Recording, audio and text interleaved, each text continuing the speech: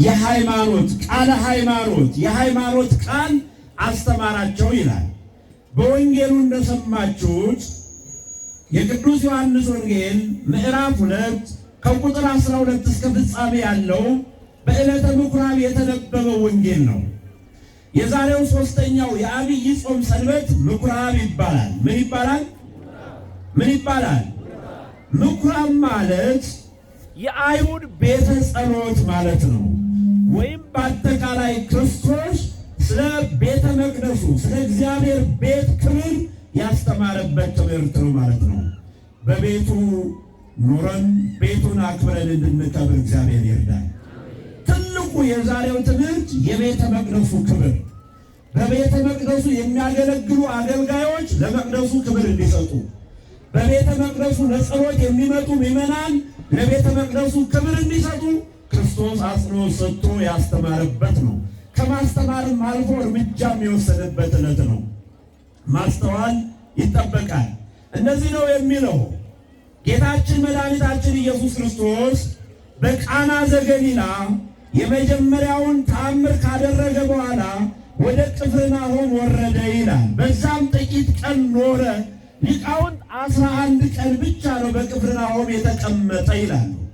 ከዛ በኋላ የአይሁድ ፋሲካ ደርሶ ነበርና ወደ ኢየሩሳሌም ወጣ ይላል። ይሄ ጌታችን መድኃኒታችን ኢየሱስ ክርስቶስ 33 ዓመት ከ3 ወር በመዋዕለ ሥጋዌው በዘመነ ስብከቱ ሲመላለስ 30ውን ዓመት በዮርዳኖስ እስከሚጠመቅ መጻሕፍት እንደነገሩን ለእናቱ ለድንግል ማርያም እየታዘዘ እንደ ማንኛውም አይሁዳዊ እንደ ማንኛውም ዕብራዊ እንዳደገ ይነግረናል።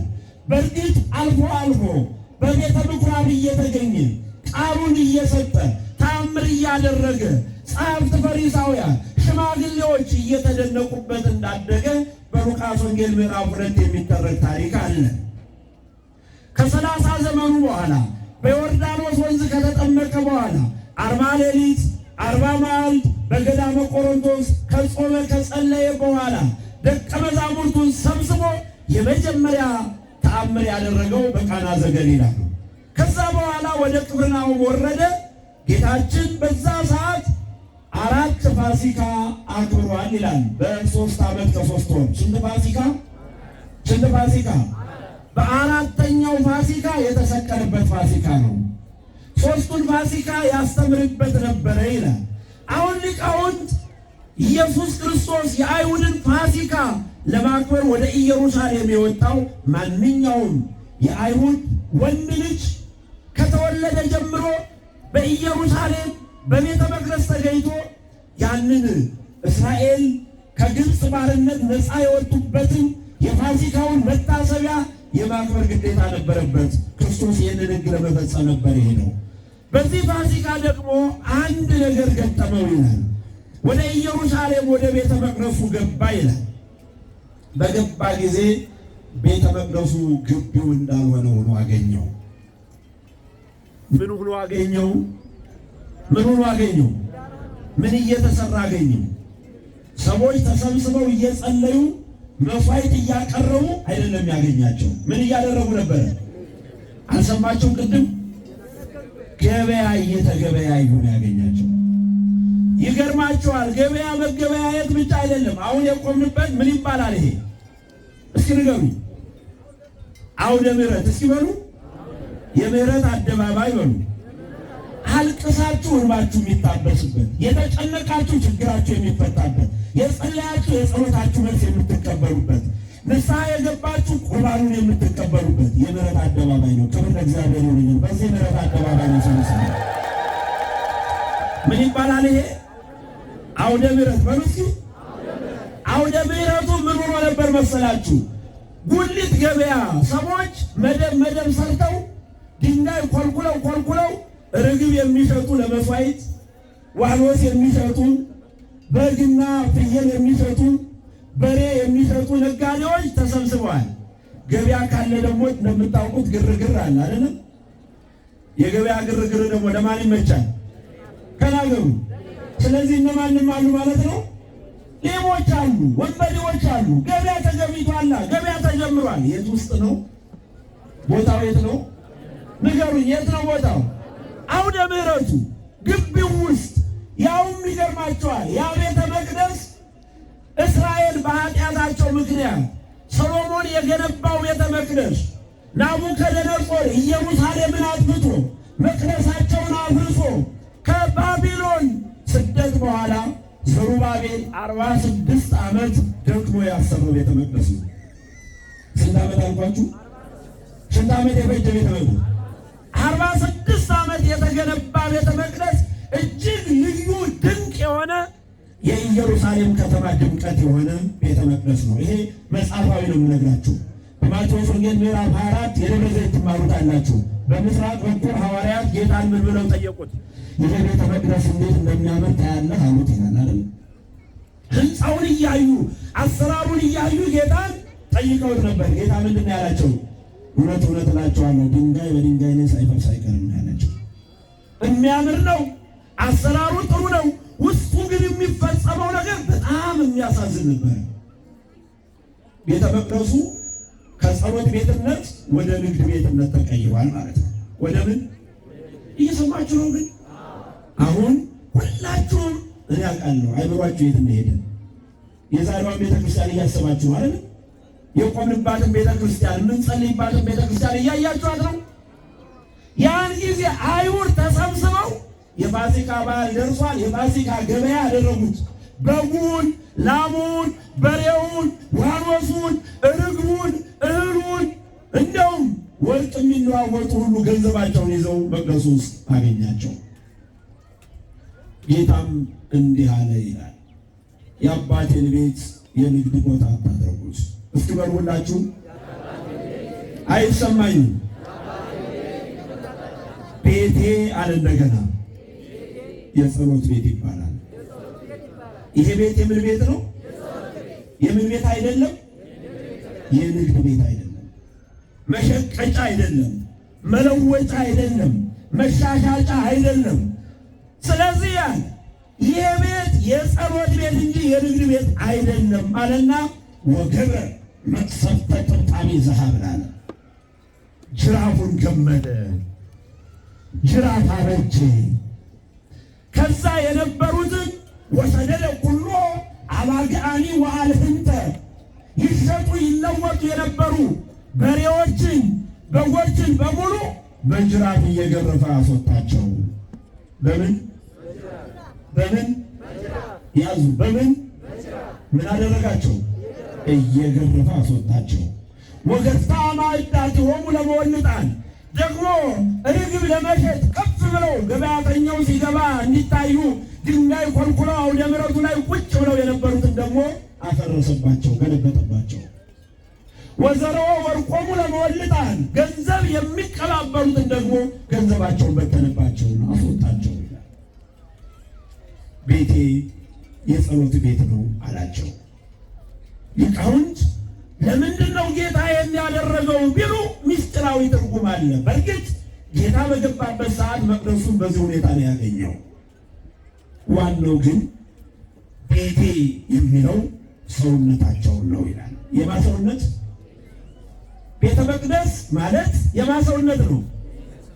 ይሁላችሁ ሐዋርያው ቅዱስ ጳውሎስ ይህንን ተርጉሞታል። አንደኛ ቆሮንቶስ ምዕራፍ 3 ቁጥር 16፣ አንደኛ ቆሮንቶስ ምዕራፍ 6 ቁጥር 19 ላይ ተመልከቱ። ተመሳሳይ ቃል የተአምሩ ከመ አንትሙ ታቦቱ ለመንፈስ ቅዱስ ዘህዱር ለአዕሌክሙ፣ እናንተ የእግዚአብሔር ሕያው ቤተ መቅደስ መሆናችሁን አታውቁምን ይላቸዋል። የማን ቤተ መቅደስ ነን? ንገሩ እስኪ። እኔ በሉ እስኪ። የሕያው እግዚአብሔር ቤተ መቅደስ ነኝ። እኛ የማን መቅደስ ነን? የእግዚአብሔር ቤተ መቅደስ መሸቀጫ ሆኗል፣ መነገጃ ሆኗል፣ መሻሻጫ ሆኗል ማለት ሰውነታችሁ ረክሷል ማለት ነው። ሰውነታችሁን የገበያ ቦታ አድርጋችሁታል ማለት ከመንፈሳዊ ሀብት ወጥታችኋል ማለት ነው። ለስጋዊ ኑሮ ብቻ ትኖራላችሁ ማለት ነው። ጅራፍ ገመደ ማለት በጣም ይገርማቸዋል ሊቃውንት ሲተረጉሙ ጅራፉን መቅሰፍተ ጥብጣቤ ብሎ በግዙ አንስቶታል። የሚጋረፍ የሚማታ የሚያሳምን ማለት ነው። ጅራፉ በሽታ ነው። እግዚአብሔር ከበሽታ ይሰውራችሁ። ጅራፉ ሰላም ማጣት ነው። ጅራፉ ጦርነት ነው። ጅራፉ አለመግባባት ነው። ጅራፉ ዘረኝነት ነው። ጅራፉ ተነስቶብናል። ጅራፉ ተገምዶብናል። እግዚአብሔር ሁላችንም ከዚህ ጅራፍ ይሰውረን። አልተገረዝንም? ክርስቲያኖች አልተገረዝንም ወይ? ለምን? የእግዚአብሔርን ቤተ መቅደስ አቆሽሸነዋል። አላቆሸሽነው? ያውም ይላል ቅዱስ ጳውሎስ በዋጋ ተገዝታችኋል። ለምን? አኮ በወርቅ ኃላፊ ዘተሳየጠነ፣ በሚጠፋ በሚያልፍ ገንዘብ በወርቅ በብር አይደለም፣ አላ በደሙ ክቡር ቤዛወነ፣ ክቡር በሆነ በደሙ ፈሳሽነት አዳነን እንጂ። ክብር ምስጋና ለስሙ ይሁን። ዋጋ የተከፈለበት የሰው ሕይወት ተበላሽቷል። ስለዚህ መቅደሱን አቆሽሻችኋል ብሎ ያንን ጤና ማጣት ጅራፍ አነሳባቸው። አለመግባባት፣ ሰላም ማጣት፣ ጦርነት። ዛሬ በዓለም ላይ የተነሳው ጅራፍ ይሄ ነው። የትኛውም ዓለም ላይ ብትሄዱ ሰላም የለም። ሰዎች በስጋት ውስጥ እንዲኖሩ ተፈርዶባቸዋል። ጅራፉ ተነስቶባቸዋል። በሰላም ወጥተው ለመግባት በጭንቀት በመፍራት በመቅበዝበዝ ውስጥ ነው ያሉት። እግዚአብሔር ሰላሙን ይመልስልን። ይሄ ጅራፍ ይባላል። ምን ይባላል? ምን ይባላል? ጅራፍ። ስለዚህ ሰዎች ቤተ መቅደስ ያሉ ሰውነታቸውን ስላቆሸሹት ጅራፉ ተነስቶባቸዋል ማለት ነው። ሌላው ግን አለ ምስጢራዊ ትርጉሙ ያ በቤተ መቅደሱ ሲሸጡ የነበሩት በብሉይ ኪዳን ቤተ መቅደስ ለመስዋዕትነት ይቀርቡ የነበሩ ናቸው። የብሉይ ኪዳን መስዋዕት እንደምታውቁት ደም ማፍሰስ ነው አይደለም እንዴ?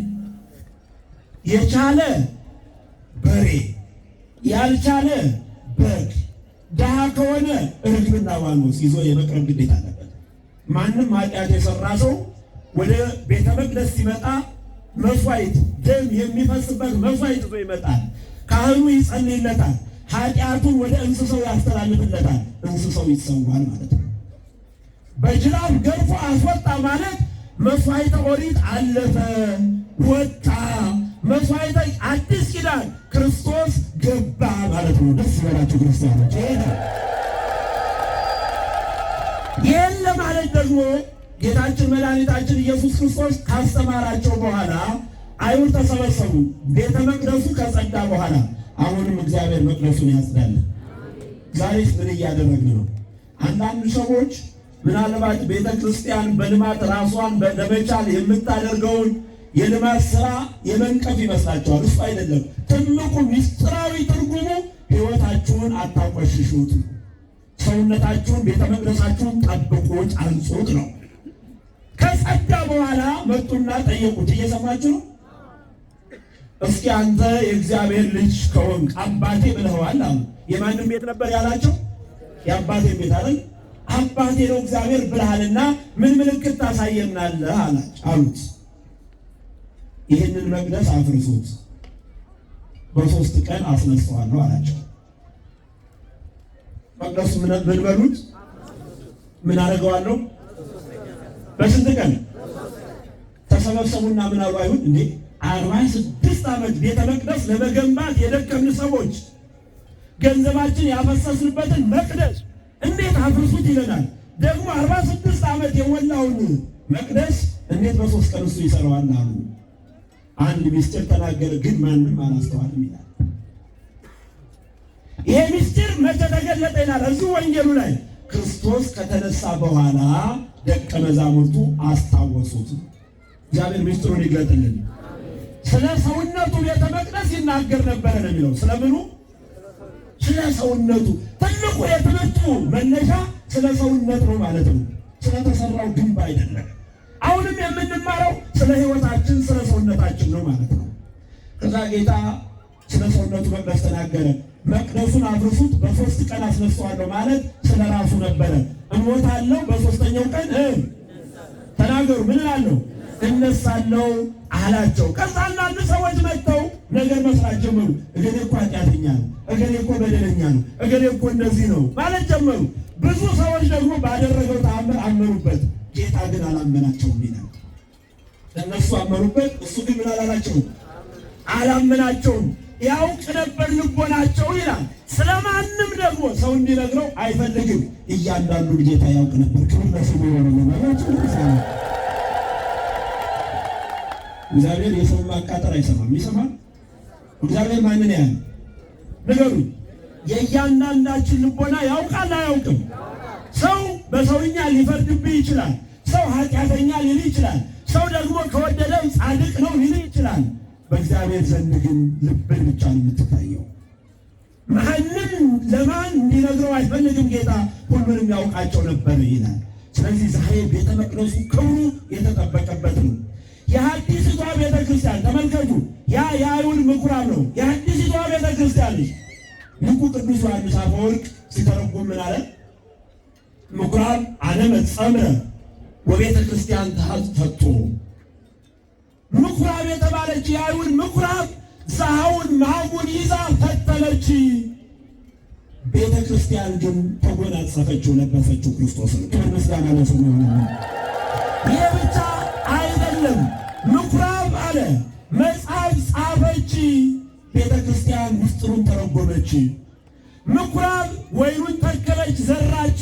አሕዛብ ርቀው የነበሩ ምዕመናን ግን ወይኑን ጠጡት። ክብር ምስጋና ለስሙ ይሁን። ተመልከቱት የምኩራብና የቤተ ክርስቲያን ያ ምናልባትም በጊዜው እግዚአብሔርን ለማምለክ ለመጸለይ የሚመጡ ሰዎች የሚሰበሰቡበት ነው።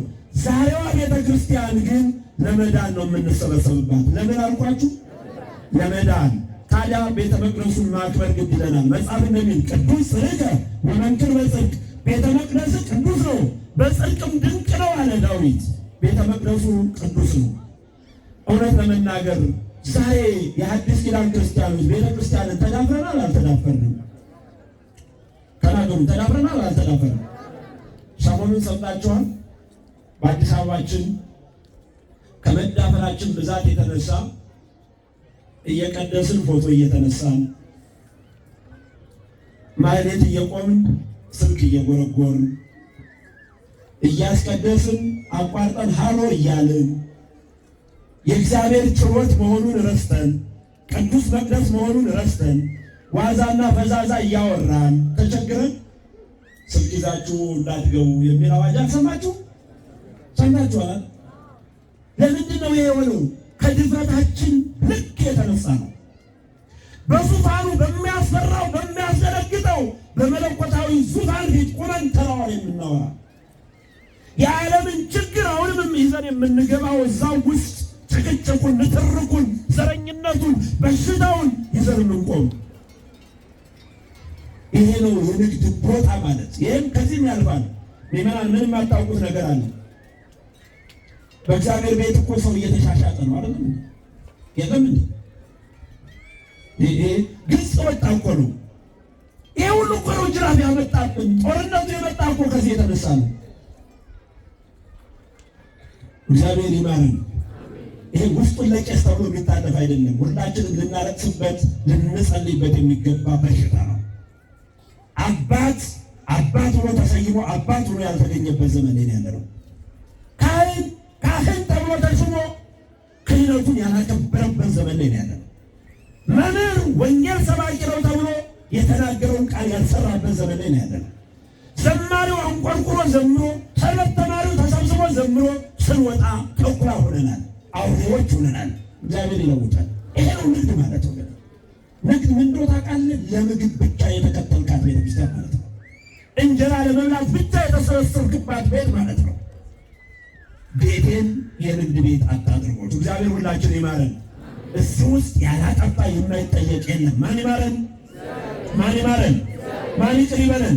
ቸርነቱ ምሕረቱ ወሰን የሌለው ለዚህ ነው ጌታችን በመንበሩ ፊት ብዙ ኃጢአት ሰርተናል፣ ግን ኃጢአታችን ይቅር ብሎ ዛሬ ማቁሞናል። ክብር ምስጋና ለስሙ ይሁን። አሜን። ሁለተኛው ዛሬ ቅዱስ ዮሐንስ ተረክቦተ ርእሱ ይባላል። እስኪ ተረክቦተ ርእሱ በሉ፣ ምትረተ ርእሱ በሉ፣ ለዮሐንስ በሉ። ምትረተ ርእሱ መቼ ነው? መቼ ነው? መስከረም 2 ቀን። ምን ማለት ነው? ምትረተ ርእሱ ማለት አንገቱን በሰይፍ የተቆረጠበት ቀን ማለት ነው። የማን ነው? የቅዱስ ዮሐንስ። ዛሬስ ምን አልኳችሁ? እስኪ ተረክቦ ተርፉ በሉ። የተቆረጠች ራሱ የተገኘችበት ማለት። ክብር ለእግዚአብሔር ይሁን። መጽሐፋዊ ነው፣ ተረት እንዳይመስል። ብዙ ሕማሞሙ ለጻድቃን ወእምኩሉ ያድኅኖሙ እግዚአብሔር እግዚአብሔር ያቅም ኩሎ አዕጽምቲሆሙ ወይትቀጠቀጥ አሐዱ እሙስቴቶሙ ይላል። የጻድቃን የቅዱሳን መከራቸው ብዙ ነው፣ እግዚአብሔር ግን ከሁሉ ይጠብቃቸዋል።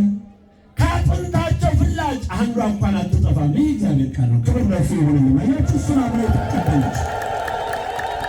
የካቲት 30 ቀን ቅዱስ ዮሐንስ መጥምቀ መለኮት ያ በሄሮድስ ትእዛዝ በሄሮድያዳ ጠያቂነት የተቆረጠው አንገቱ የተገኘበት ዕለት ነው። እንግዲህ የቅዱስ ዮሐንስ ጌታ ራሱ በአንደበቱ የመሰከረለት ነው። የማቴዎስ ወንጌል ምዕራፍ 11 ጀምሮ ተመልከቱት። ሴቶች ከወለዷቸው እስኪ በሉ አይሰማኝም። ከትውልደ አንስት ከፍጥረት ሁሉ እንደ ዮሐንስ የከበረ የለም። ክብር ለእግዚአብሔር። እግዚአብሔር ከበረ እንደማን ዮሐንስ በእስር ቤት እያለ ጌታ ደቀ መዛሙርቱን ሰብስቦ ለሕዝቡ ያስተማረው ትምህርት ነው። ምን ልታዩ ወደ ምድረ በዳ ወጣችሁ ይላል ጌታ ሲጠይቅ። እየሰማችሁ ነው? ነፋስ የሚወዘውዘውን ሸምበቆ ነውን? ምን ልታዩ ወጣችሁ? ነቢይን ነውን? አዎ ከነቢይ የሚበልጠውን እያለ ይናገርና በእውነት ሴቶች ከወለዷቸው እንደ ዮሐንስ ያለ አልተነሳም ብሎ መሰከረለት። ከዛ ቀጠለና ቅድም ሊቃውንቱ የወረቡት ወረብ ነበር። ግፏን ይትማሰጥዋ ይትማሐፀንዋ ወንጌል ይትማሰጥዋ ይናጣቋታል ነው የሚለው። ግፈኞች የተገፉ ሰዎች መንግሥተ ሰማያት ለመግባት ይሽቀዳደማሉ ማለት ነው። ግፏን ይትማሰጥዋ ለመንግሥተ ሰማያት ለምን? መንግሥተ ሰማያት ሕግና ነቢያት እስከ ዮሐንስ ድረስ ነበሩ ይላል። ዮሐንስ ነቢይ ነው፣ ትንቢት የተናገረ ካህን ነው፣ ጌታውን ያጠመቀ ሰማዕት ነው፣ በሰማዕትነት ያረፈ። ክብር ስጡት በእውነት። ዮሐንስ ትምህርቱን የጀመረው አምልኮውን የጀመረው ገና የስንት ወር ሕፃን ሆኖ ነው? በጽንፉ ንገሩኝ። በእናቱ ማኅፀን ውስጥ ሆኖ እመቤታችን ዕለቱን ቃለ እግዚአብሔር ወልድ ኢየሱስ ክርስቶስን በማኅፀኗ ይዛ ወደ እናቱ ወደ ኤልሳቤጥ ስትሄድ ያ ሕፃን በኤልሳቤጥ ማኅፀን ውስጥ ሆኖ ለአምላኩ ለጌታው ሰግዷል አይደል? ቅዱስ ያሬድ አእሚሮ እምከርሰሙ ሰገደ ወልደ መካን ለወልደ ድንግል። ክብር ለእግዚአብሔር ይሁን። እስኪ አመስግኑት። ኤልሳቤጥ ጽንሱ በደስታ ዘለለ ነው ያለችው። ቅዱስ ያሬድ ደግሞ የመካኒቱ ልጅ ለድንግሊቱ ልጅ ሰገደ ነው ያለው። አያችሁ፣ መካን የተባለች ማናት? ኤልሳቤጥ። ድንግል ማናት? ድንግል ማርያም። በማኅፀኗ ያለው ኢየሱስ ክርስቶስ አምላክ ወልደ አምላክ በድንግል ማኅፀን አድሮ ዮሐንስ በማኅፀን እያለ በደስታ ዘንድ መሰገደለት ይላል። ስለዚህ እንደ ዮሐንስ ያለፍ የለም። የዮሐንስ ትምህርት አጭር ነው። ለሶስት ሰዎች ያስተማረውን ትምህርት የሉቃስ ወንጌል ምዕራፍ 3 ላይ ታገኙታላችሁ። እሱን ስሙ። ዮሐንስ በምድረ በዳ እየጮኸ የመጣ ነው። ቃለ አዋዲ ዘይሰብክ በገዳም ይባላል። በምድረ በዳ እየጮኸ የመጣ ነው። ምን አለ ዮሐንስ? ተራራው ይስተካከል፣ ረባዳው ጎድጓዳው ይሙላ እያለ መጣና ሕዝቡ ሁሉ ወደ ዮሐንስ ተሰበሰቡ ይላል። ሕዝቡ ምን አሉት? እየሰማችሁ ነው? እናንተ ክፎች፣ መርዛማ በአይምሯችሁ መርዝ የያዛችሁ አይሁድ፣ ከአስቀድመው ነቢያትን የገደላችሁ ልጆች፣ የእፉኝት ልጆች፣ መርዝ ያለባችሁ ልጆች ከሚመጣው ቁጣ እንድታመልጡ ማን ነገራችሁ አላቸው። እስኪ በሉ ከሚመጣው ቁጣ በሉ እንድታመልጡ ማን ነገራችሁ? ፀሐይ ላይ ቆማችሁ እኮ የምትሰሙ ከሚመጣው ቁጣ ለመትረፍ ነው ወገኔ። ከእግዚአብሔር ቁጣ እንድናልፈሱ ይርዳል። ማን ነገራችሁ አላቸው። እናንተ የመርዛማ ልጆች፣ የዘረኞች ልጆች፣ የክፎች ልጆች ከሚመጣው ቁጣ እንድታመልጡ ማን ነገራችሁ አላቸው። በሱ ተሰበሰቡና ምን እናድርግ አሉት ይላል። እስኪ ምን እናድርግ በሉ። ዮሐንስ ምን አላቸው? ሁለት ልብስ ያለው አንዱን ይስ እስኪ በሉ እስኪ ሁለት ልብስ ያለው እጁን ያውጣው። ሁለት ልብስ ያለው ሁለት ልብስ ያለው ሁለት ልብስ ያለው እዛ ማዶ ያላችሁ እያወራችሁ ነው አይሰማችሁ? ሁለት ልብስ ያለው እጁን ያውጣው። አንዱ የማን ነው ንገሩ? የእግዚአብሔር አንቺን ልብስ ሊለብስ አንዱ የማን ነው? ልብስ ለሌለው አይደለ? እሺ 10 ልብስ ያለው እጁን ያውጣ። 10 ልብስ ያለው እሺ ቁጥሩን የማያውቅ ያለውን ልብስ ቁጥር የማያውቅ ያለውን ልብስ ቁጥሩን የማያውቅ ቁም ሳጥን የተነዳበት ሰው ማስቀመጫ ያጣ ሰው አሮጌውን ለልዋጭ የሰጠ ሰው እስቲ እጃችሁ ነው። ሁላችንም ለምን ማሻለ አይደለም እንዴ? ግን ዮሐንስ ብርሃን ሁለት ያለው ስንት አንስት እንደው የሚበላ ያለው ለሚበላ ለሌለው ምን ይበል ያካፍል። ዮሐንስ ትበታያችሁ። ይሄን እንድናደርግ እግዚአብሔር ይርዳል። ዛሬ ልብስ አጥተው ካርቶን ለብሰው የሚያድሩ ልጆች የሉም አሉ? አረ ንገሩኝ አሉ። አስፋልት ላይ ምንጣፋቸው ካርቶን፣ ልብሳቸው ካርቶን ቅጠል አድርገው አስፋልት ላይ ተኝተው የሚያድሩ ሰዎች አሉ የሉ? የኛ አሮጌ ልብስ ሴት ነው ያለ ስናነሳው ስንጥለው ልብስ ለመምረጥ ስንት ሰዓት እንፈጃለን። እግዚአብሔር ልብ ይስጠን። የዮሐንስ ስብከት ሁለት ያለው ንገሩኝ። ቀራጮች መጡና ደግሞ ቀራጭ ማለት ግብር ሰብሳቢዎች ማለት ነው። ግብር ግዴታ ነው። አንድ ሰው ሀገር አለኝ የሚል ለሀገሩ መንግስት ግብር መክፈል አለበት። ጌታ ግብር ከብሯል። ታውቃላችሁ አይደል? ጴጥሮስና ጌታ ግብር ከብረዋል። እንደውም ያጣሉት ሳንቲም አመጡና ይሄ ግብር መክፈል ተፈቅዷል አልተፈቀደም አሉት። አንብቡ ጽሕፈቱን አላቸው። ቄሳር ይላል። ምን ይላል? ቄሳር ማለት አውግስጦስ ቄሳር ንጉሱ ስም ተጽፎበታል ማለት ነው። ጌታ ምን አለ? የቄሳርን ወስዳችሁ ለማን ስጡ አለ? የእግዚአብሔርን የእግዚአብሔር ስንት ነው? ንገሩኝማ። የእግዚአብሔር ስንት ነው? ከ10 የቄሳር ስንት ነው? ከመቶ ስንት ነው? ግብር አትከፍሉም እንዴ? ነጋዴዎች ስንት ፐርሰንት ነው የምትከፍሉ? 15% አይደለም እንዴ? 15% ከገቢ ላይ ትሰጣለህ። ለማን? ለቄሳር። የእግዚአብሔርስ ንገሩኝ። ከመቶ 10 የማን ይበልጣል? የቄሳር የእግዚአብሔር። እሺ የቄሳር ወደድክም ጠላህም ትከፍላታለህ። አንገትህን ተይዘህ 15% ትከፍላለህ። ካልከፈልክ የምትገባበት የምታድርበት ቦታም ተዘጋጅቶልሃል። የእግዚአብሔርስ ከፍለነዋል? አረ ንገሩኝ። ከፍለነዋል ወይ? ቤት የሰራን በእግዚአብሔር ገንዘብ አይደለም? ቤታችን ሰላም የለውም። ልብስ የለበስን በእግዚአብሔር ገንዘብ አይደለም? አላማረብንም። ምግብ የገዛን በእግዚአብሔር ገንዘብ አይደለም? ጤና አላገኘንም። የማንን ገንዘብ በልተን? እግዚአብሔር ልቦናችን ይመልስልን። እንደረፈደ አውቃለሁ። ቀራጮች፣ ግብር ሰብሳቢዎች ወደ ዮሐንስ ቀረቡ። እዚህ መሀል አሁን የመንግስት ሰራተኞች አላችሁ፣ ጸጥታ አስከባሪዎች አላችሁ፣ በልዩ ልዩ መንግስታዊ መስሪያ ቤት የምትሰሩ ሰዎች አላችሁ። ምን እናድርጋ? ሁሉ መጥተው ምን አላቸው? ህዝቡን አታስጨንቁት አላቸው። ከተፈቀደላችሁ በቀር ሰውን አታስጨንቁ፣ የታዘዛችሁን ያ መንግስት ያወጣውን መመሪያ ብቻ ፈጽሙ አላቸው። አያችሁ፣ እንደዚህ አይነት ሰራተኞች እንድኖር እግዚአብሔር ይርዳል። ቀጥለው ደግሞ ይላል ጭፍሮች ቀረቡ ወደሱ። ምን ማለት ነው? ጸጥታ አስከባሪዎች፣ ሰላም አስከባሪዎች መጡና እኛስ ምን እናድርግ አሉት ይላል። ሰውን አትበድሉ። እየሰማችሁ ነው? ሰውን አትበድሉ፣ ግፍ አትፍሩ በሰው ላይ፣ በደመወዛችሁ ፍሩ፣ ደመወዛችሁ ይብቃችሁ አላቸው። የማስብከት ነው። ደመወዛችሁን ይባርክላችሁ። አብዛኞቻችን ዛሬ በደመወዝ መኖር አቅቶናል። የሆነ ነገር አቅተን ካልጨመርንባት መኖር ያቅተናል።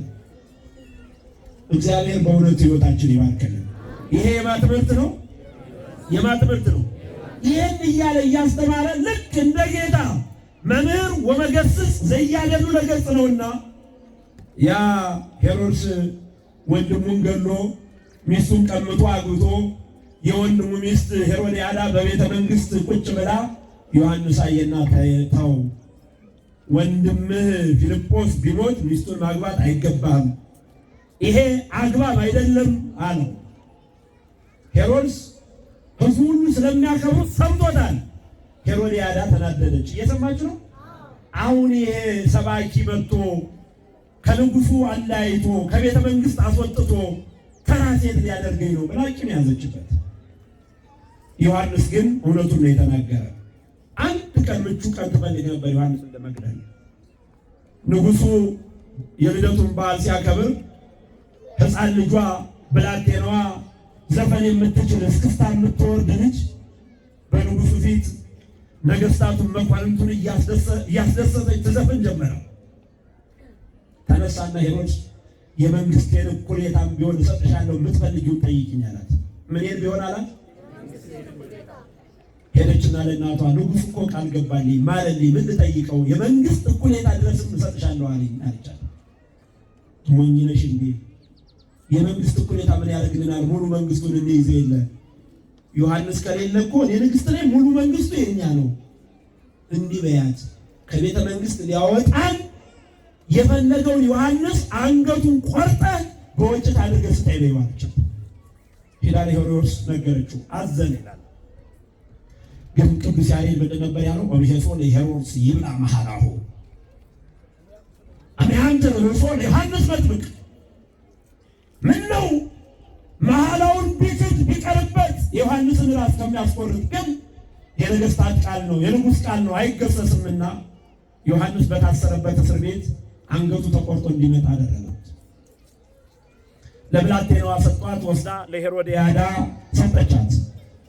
የዮሐንስ አንገት በሳህን ላይ መጥቶላት ሊቃውንት ሲተረጉሙ ትሰፋ ነበር ቢሉ በወስፌ ተፈትል ነበር ቢሉ በእንዝርት ምላሱን እየተቀጠቀች አንተን ብሎ አስተማሪ፣ አንተን ብሎ የእግዚአብሔርን ቃል ተናጋሪ ንግስቲቱን ከቤተ መንግስት አስወጣለሁ ስትል አንገትን ቆርጠው አመጡልኝ ብላ ስትመጻደቅ የዮሐንስ አንገት ክንፍ አውጥታ በረረች ማለት ነው። 15 ዓመት በክንፍ እየዞረች መንግስተ ሰማያት ቀርባለች ንስሐ ግቡ ብላ ሰበከች። እግዚአብሔር ይመስገን። የዮሐንስ ደቀ መዛሙርት ይላል ዮሐንስን በድኑን ቀበሩት። ከአንገቱ በታች የነበረውን በድን ቀበሩት አንቅሰው። አንገቱ ግን አልተገኘም። 15 ዓመት ዙሮ አስተማረ። ሄሮድያዳ የዮሐንስን አንገት እንዳስቆረጠች ምድር አፏን ከፍታ እስከ አንገቷ ድረስ ዋጠቻት። እልል እንዳትሉ አደራችሁ፣ እንዳትሉ። እግዚአብሔር የንስሐ ዕድሜ ይስጣችሁ። ከብቶች ተነዱባት። ሄሮድስም ራሱ የማይሆነውን የእግዚአብሔርን ነቢይ አስገድላ ብሎ አባረራት፣ አስወጣት። ይኸው ሰው የዘራውን የሚያጭደው። ከክፋት እግዚአብሔር ይሰውረን። የዮሐንስ አንገት ስታስተምር ኑራ የካቲት 30 እንደገና ተገኝታ ዛሬ በክብር አረፈች ለማለት ነው። እግዚአብሔር ሁላችንም ይባርካል። እንግዲህ የጌታን ትምህርት ሰምታችኋል። የዮሐንስን ስብከት፣ የዮሐንስን ሰማዕትነት ሰምታችኋል። እኛስ ምን እናድርግ? እስኪ የተቀመጣችሁ ብድግ በሉ፣ ብድግ በሉ። እስኪ ርቃችሁ ያላችሁ ኑ እስኪ። በእውነት ገዳሙ በረከት ያለው ገዳም። ከኋላ አውደ ምሕረቱ ስንዞር ድምፅ አይሰማም። ከኋላ ያላችሁ ኑ እስኪ። ከካቴድራሉ ላይ ያላችሁ ኑ እስኪ ወደ አውደ ምሕረት እስቲ እግዚአብሔርን አመስግኑት እስኪ ብድግ ብላችሁ